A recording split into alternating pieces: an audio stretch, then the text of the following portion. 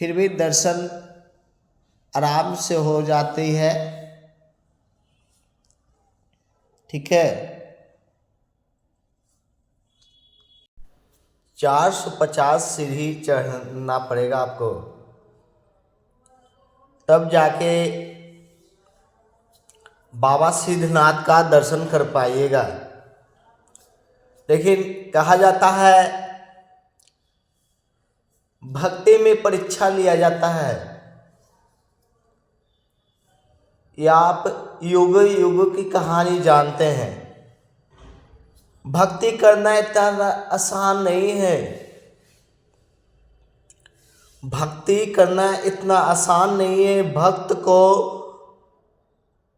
हर परीक्षा से गुजरना पड़ता है, चाहे वो स्टूडेंट हो, चाहे धार्मिक का भक्त हो।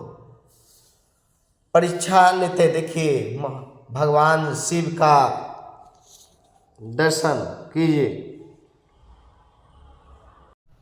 ब्रावर पहाड़ियाँ और बाबा सिद्धनाथ मंदिर हजारों साल इतिहास में से चलता आ रहा है। ये मंदिर के दर्शन करने से हमारे जीवन में जो भी परेशानियां हैं, अगर लड़का हो, लड़की हो, शादी में दिक्कतें आ रही है, वो सभी को दिक्कत से निवारण मिलता है। भगवान सिद्धनाथ बाबा उसकी हर मनोकामना पूरा करती है। ये जो मंदिर का निर्माण हुआ था 7वीं शताब्दी में हुआ था। उसमें राज चल रहा था गुप्त काल का। इसका निर्माण बाना, एक राजा था बाना, उसी ने करवाया था। जो जरासंध जो थे, उसका ससुर बाना थे। बाना के नाम से ही बाबा सिद्धनाथ धाम का, बाना के ही नाम से ब्रावर पहाड़ के एक नाम और भी नाम है, बानावर पहाड़। यहाँ एक और बाबा मतलब के मिलेंगे, जिसको कहते हैं ढेल फेंकवा बाबा। उस पर सारे भक्त जन ढेला फेंकते हैं। ये चलता आ रहा है, ऐतिहासिक है। ब्रावर पहाड़ियों में स्थित गुफाएं भी ऐतिहासिक रूप से महत्वपूर्ण है। ये गुफा बौद्ध भिक्षुओं के रहने के लिए बनाया गया था। श्रावण महीने में यहाँ करोड़ों लाखों में भक्त दर्शन करने आते हैं और भगवान से कृपा प्राप्त करते हैं। देखिए बूढ़ी माता जी थक गए हैं सीढ़ी उतरते उतरते। भाई चढ़ने में बहुत परेशानी होती है, लेकिन उतरने में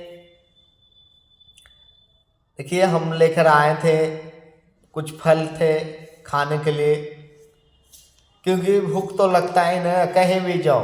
लेकिन पेट बहुत ही चंडाल है भाई। कहते हैं पेट के लिए सब जीता मरता है, कमाता खाता है, आखिर सब कुछ पेट के लिए ही करते हैं। पेट नहीं रहता तो ना कमाता, न लड़ाई झगड़ा होता, न कुछ होता, सब कुछ पेट के लिए। लेकिन बेचारा पेट को बदनाम मत करो, पेट के लिए नहीं सब कुछ करते हो, अपने शौक को पूरा करने के लिए करते हो। क्योंकि पेट का क्या है, पेट में खाने के लिए ज़्यादा कुछ नहीं मांगता है। पेट को बदनाम करना बंद कर दीजिए भाई लोग। सब कहते हैं क्या चीज, पूर्वजों लोग भी कहते हैं पेट चंडाल है, पेट हरामी है। बताओ, पेट बेचारे को बदनाम करते हो। अरे शौक है सबका, रहने के लिए तो जमीन ही काफी है, माता धरती का जो जमीन है वही काफी है। फिर पेट को क्यों बदनाम करते हैं? ऐसा नहीं करना चाहिए।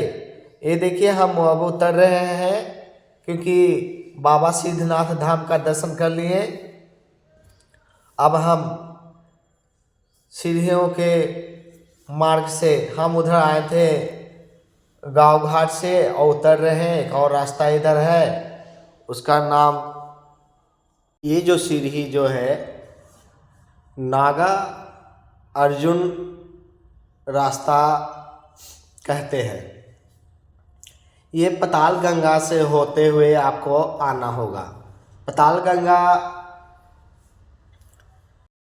देखिए कितना अच्छा नज़ारा है भाई, क्या देखिए, सब प्रशासन भी है और बहुत लोग थक चुके हैं तो वो बैठ गए हैं आराम, और बहुत लोग आ भी रहे हैं अभी तक, क्योंकि आते रहते हैं जाते रहते हैं इस मंदिर का दर्शन करने के लिए। हम दर्शन कर लिए, अब जा रहे हैं। देखिए ऊपर से कितना सुंदर, शांति का अनुभव बहुत मिलेगा आपको पहाड़ी एरिया में। मेरा तो मन करता है कि पहाड़ पे ही घर बना के रहूं, शांति से रहूं, बाबा का शरण में रहूं, क्योंकि जीवन का उद्देश्य ही क्या है, मोक्ष की प्राप्ति। 84 लाख योनियों के बाद ये मानव तन मिलता है। लोग कहते हैं मानव तन मिलता है मीट मुर्गा खाने के लिए, शौक पूरा करने के लिए, लेकिन नहीं, सोचो कि जो काम और जन्म में नहीं कर सकता वो इंसान कर सकता है। इंसान भगवान की पूजा कर सकता है और जानवर वगैरह नहीं करता है भगवान की पूजा। वैसी बहुत गिनी चुनी कोई जानवर होगा जो इसका मानव कल्पना उसके अंदर है, जो पूजा कर लेता है।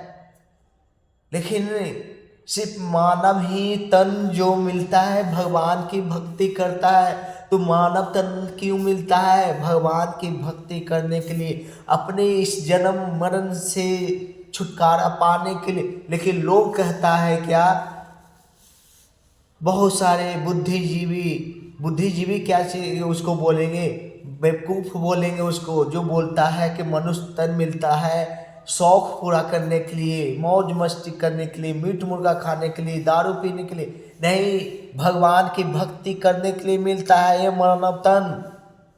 भगवान की भक्ति करने के लिए मिलता है मानव तन, ठीक है।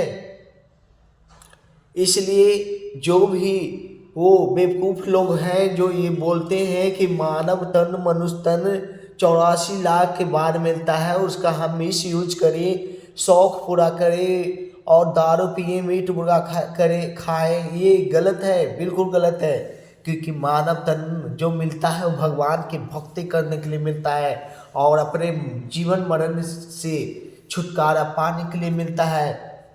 मैं तो कर रहा हूँ भाई, मैं तो ज़्यादा प्राथमिकता देता हूँ धर्म को और भगवान की पूजा करता हूँ, क्योंकि हमको पता है कि मानव तन क्यों मिला है। मुझे आवागमन के इस चक्रव्यूह से निकलना है, मुझे मोक्ष की प्राप्ति चाहिए।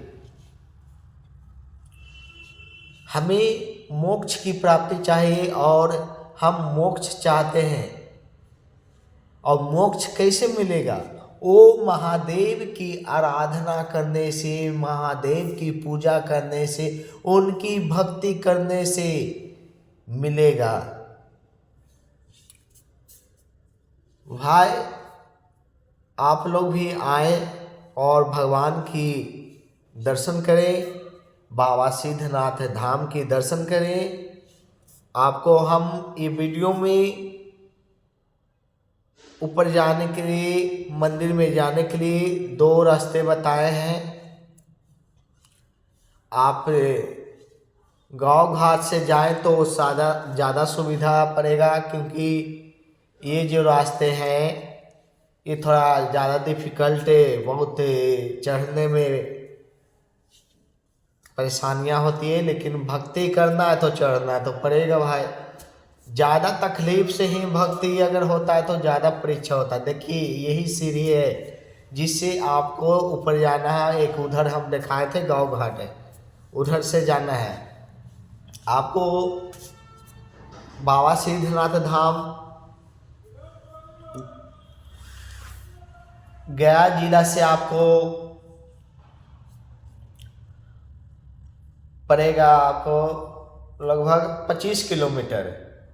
खिजरसराय से आप जाते हैं तो आपको 8 किलोमीटर।